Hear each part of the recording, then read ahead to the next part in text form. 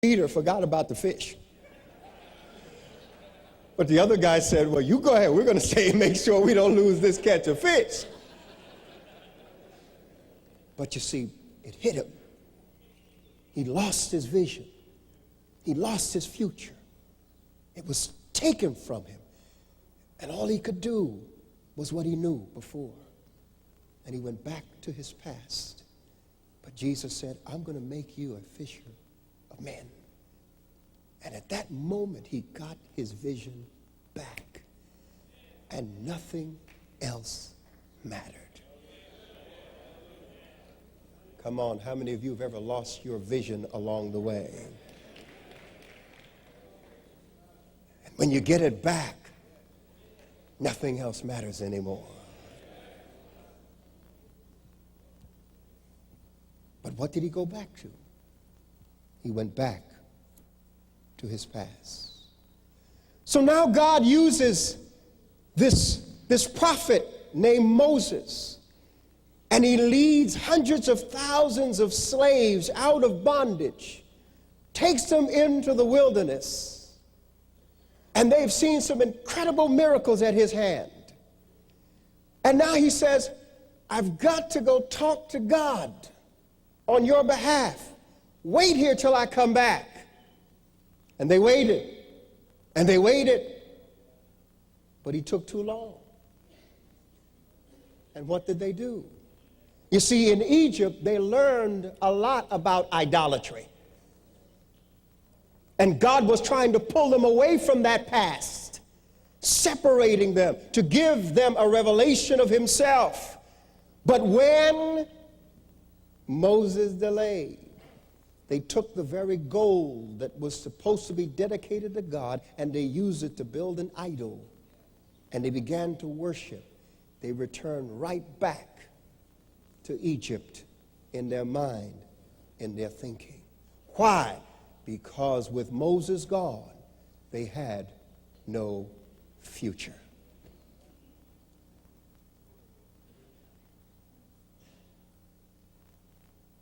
And there they are again. Moses comes back, and you know the whole deal. He rebukes them. God expresses his anger. But then, God is teaching them, developing them. And then God introduces a new food type to them called manna. And manna literally means, what's this?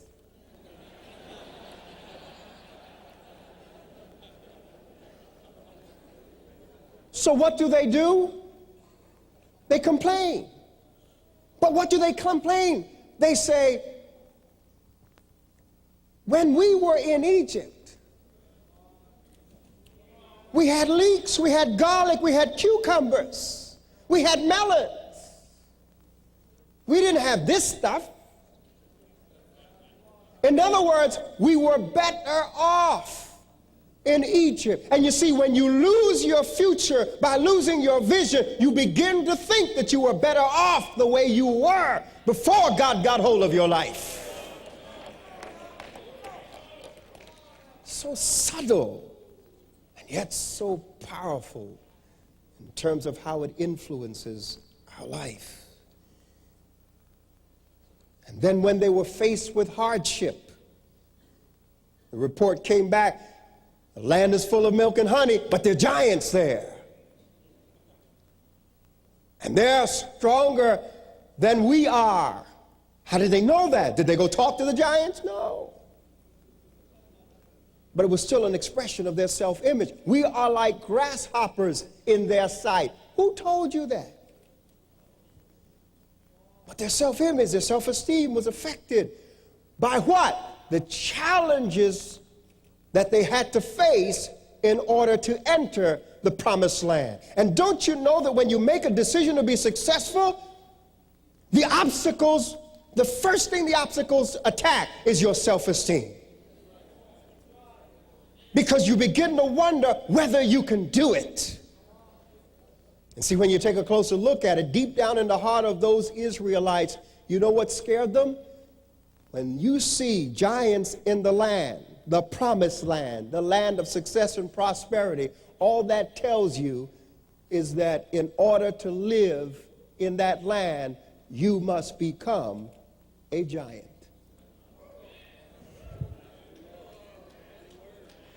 So what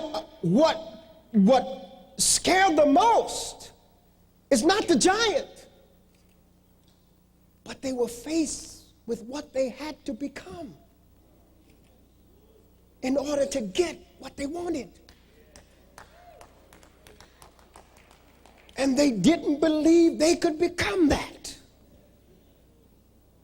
And when they couldn't believe that they could become what was necessary to be successful and enjoy the good life, they said, we were better off in Egypt as slaves.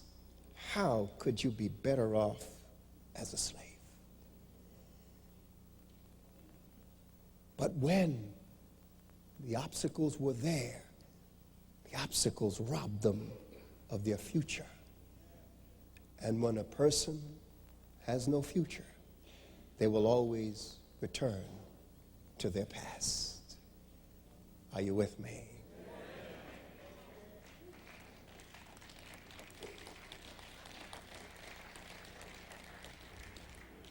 We hold seminars of training in cultural diversity and character, the New York Police Department. And you learn about how police operate. When they have a criminal that's on the run, the first place they go and look for him is where he used to hang out. Because a criminal on the run is a man without a future. And a man without a future will always return to his past.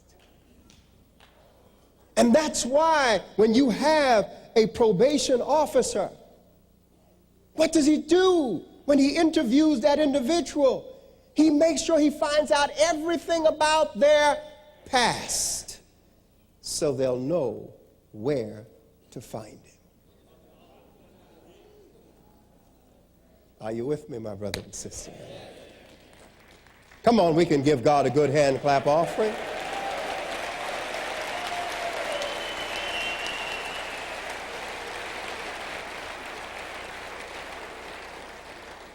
And think about it. Whether it's a problem in a marriage, where the husband and wife are having a difficult time working things out, and they talk about separating or leaving, what are we talking about returning to?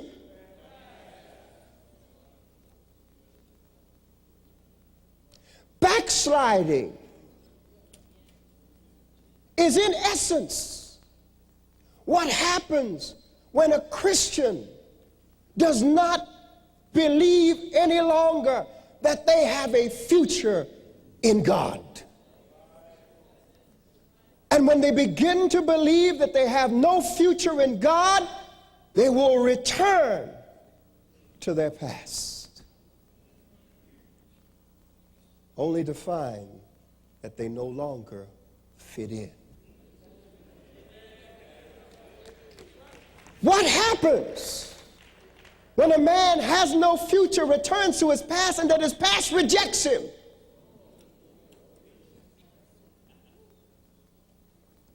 He has two choices. He can commit suicide, or he can recapture the future that was taken from him. Come on, give God a good hand clap offering. Hallelujah!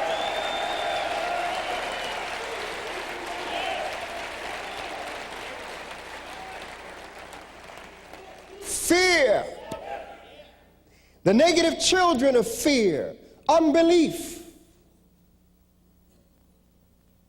the works of the flesh. What is the intention of these things? To rob you of your future. You see, the devil knows that he can snatch your future from you. He knows exactly where you'll go.